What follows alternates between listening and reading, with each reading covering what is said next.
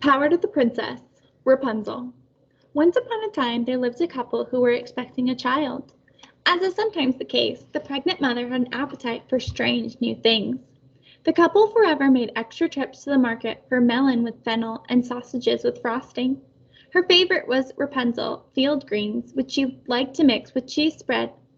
When winter rolled around and field greens were out of season, the expectant mother grew desperate. "Oh dear," she said one day, "if I don't get some Rapunzel, I don't think the baby and I are going to make it." But the couple were in luck, for next door lived a kooky sorceress named Gothel. She was often in a sour mood, and so they weren't on the greatest of terms. But being a sorceress, Gothel had an enchanted garden, and within the garden grew Rapunzel. In a moment of desperation, the couple climbed the wall after dark into Gothel's garden. They stole the Rapunzel green so that the mother and baby could allay their cravings. But the following night, when the couple heaved themselves over the wall again, they came face to face with Gothel. "Well, well, what do we have here?" the offended sorceress said. "You're worse than the animals. How could you climb into my garden like a thief and steal my favorite veggies? You owe me for this." "Oh," the mother answered, "please, it's only because I fear for my well-being and that of my child. I can't find these greens anywhere else, and I crave them so badly." Gothel's mood softened, and she said, "If things are as dire as you say, I will allow you to take as much Rapunzel as you want for my garden." The couple breathed a sigh of relief, but under one condition: "You must allow the child that you will bring into the world to be my apprentice. They will have met from the garden and will need someone to teach them how to harness them," the sorceress explained. The couple conferred and agreed it was the only way for everyone to stay healthy and happy. "Plus," the mother said hopefully, "maybe it will improve our relationship as neighbors." When the baby arrived, it was a smart and active little girl with hair to spare. The couple named her Rapunzel after the field greens that sustained her. Rapunzel grew up a child of the garden. She ran free, let her long hair down, and built archways with twigs and limbs to play beneath. When winter weather brought Rapunzel indoors, she would pass the time braiding her hair and stacking things. She stacked boxes, cushions, jars, and cups to make towers and pillars. Her parents noted her interest in building and felled a tree to make her wooden building blocks. When Rapunzel came of age, the family, as promised, sent their daughter next door to study under the guidance of the sorcerer Gothel. Rapunzel's studies were to take place far away in a tall tower that stood in a lush forest. It was the custom that pupils of magic study in isolation until their powers were well mastered, for fear of magical blunders that could put others in danger. The tower Gothel selected was made from rare stone, but the builders had run out of material before they could finish. It lacked a door and a stairway, and had only a tiny little window at the very top. To get in, Rapunzel had to scale the stony exterior. Since she had splendid long hair, once atop the tower, she pulled her hair into a band and let her long ponytail fall to the ground so the sorceress could climb up too. This elaborate system meant that Rapunzel and the sorceress only went out one at a time, and the sorceress, as a teacher, took priority. When she wanted to enter, she simply stood below and called out, "Rapunzel, Rapunzel, let down your hair." And Rapunzel would let her hair fall down like a great rope. It wasn't an ideal system, but it worked okay at first. In the tower, Gothel introduced Rapunzel to the mysteries of sorcery. Together, they tried to identify what effect the enchanted greens may have had on Rapunzel. The two experimented with shape-shifting, but Rapunzel remained herself, just a bit stiff. They tried their hands at healing, but Rapunzel just ended up with a bad case of food poisoning. "Perhaps you can conjure animals," mused Gothel. But instead of beasts, the tower ended up filled with rainbow hard-boiled eggs. They tried magical skill after magical skill, but nothing worked. One evening, over a solemn pot of tea, while Gothel fretted about what to do next, Rapunzel spoke up. "May I make some improvements around the tower?" she offered. "Maybe if we had more space, it could make things easier for our work. I might even be able to create a space to have company, my parents, or perhaps a magic doctor." "I don't see why not," sighed the sorceress. "I'm not sure what else to do. Plus, I'm getting a little weary from all the climbing, and I'm sure your hair could use a break." The following day, Rapunzel lowered herself on her own hair and began to circle the tower. She spent the entire day asking Gothel to toss things down to her. "Can I get a sketch pad of graph paper and a ruler?" Rapunzel called up, "and a level and some string?" "Goodness, what do you have in mind?" wondered Gothel. "I'm making a pendulum." Rapunzel replied eagerly. I could use some chalk if we have it. As the sun set, Rapunzel called up to Gothel. Can you toss down a canvas tarp and a blanket? I think I'll be camping out here. I'm onto something. I just need a little more time.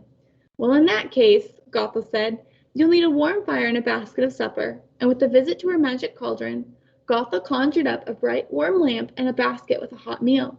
She sailed them down to Rapunzel on a parachute made from a cozy blanket. In the morning, Gothel woke and peered out at the tower window to discover Rapunzel was already up and busy drafting a plan for how to change the tower. I think I can add an elevator up the side and other attachments to help the space breathe, Rapunzel shouted excitedly. In the weeks that followed, the two forgot about trying to find Rapunzel's magic gift. Instead, they worked tirelessly. They raised a pulley system and attached a bucket to create an elevator.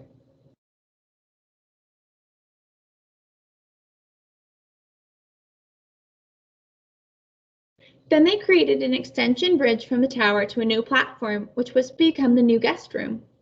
Rapunzel sourced building materials from the forest, and Gothel used her magic to fell trees, timber, and even draw forth builders from a nearby river so that they floated like bubbles through the air. When they were finished, the stones formed a massive enchanted escalator, with an adjacent elevator ferried groceries and luggage. The fresh timber formed a treehouse that joined the tower via the suspension bridge.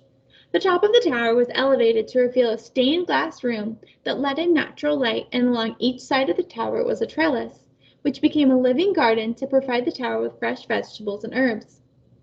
As the project neared completion, it happened that a prince was riding through the forest.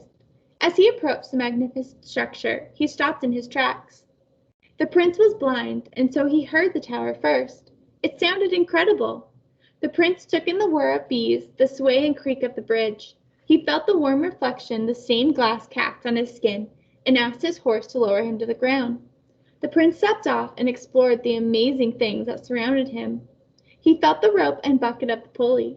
He rested his hands on the great floating boulders and strolled beneath the shade of the tower.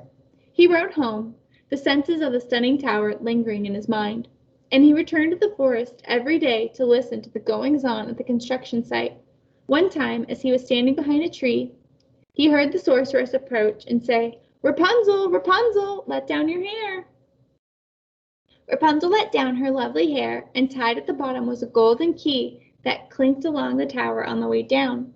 The prince leaned in closer and listened carefully as the sorceress took the key, strode around to the garden trellis, and placed the key in a keyhole. With the turn of the key, the orbiting boulders stood to attention, and then in a dance with the breeze, they moved to form a seamless path that the sorceress climbed gently like bouncing stairs. Together, Gothel and the boulders rose to the tower door, where Rapunzel greeted her. The prince heard it all. That is unlike any tower I've ever heard, he remarked. And the next day, just as it was beginning to get dark, he went to the tower and called, Rapunzel, Rapunzel, let down your hair. But when the prince listened for the clink of the key, he heard no sound at all. So the prince turned his ear to Rapunzel, who he could hear striding down the enchanted stone escalator. We don't give keys to just anyone, Rapunzel said. My teacher and mentor, Gothel, has had some trouble with thieves in the past, she added with a smile. Of course. How silly of me, said the prince. I'm Prince Eustace, and you are? Oh, I'm Rapunzel, like the vegetable. So nice to meet you. I'm so taken with your tower. Did you design it yourself? The prince inquired. I did. Come on in. I'll give you a tour, said Rapunzel. I'd love that, Eustace beamed. You may not have noticed, but I'm visually impaired. Do you mind if I take your arm? No problem. We are just days away from a ribbon cutting, Rapunzel said as they ascended with linked elbows. Gothel joined the two at the tower door, and together the three toured the structure. I like how you kept the original tower, but augmented it to suit your needs, reflected Prince Eustace. As a person who is blind, there are many buildings in my kingdom that I love, but that don't work for me. We could use a mind like yours.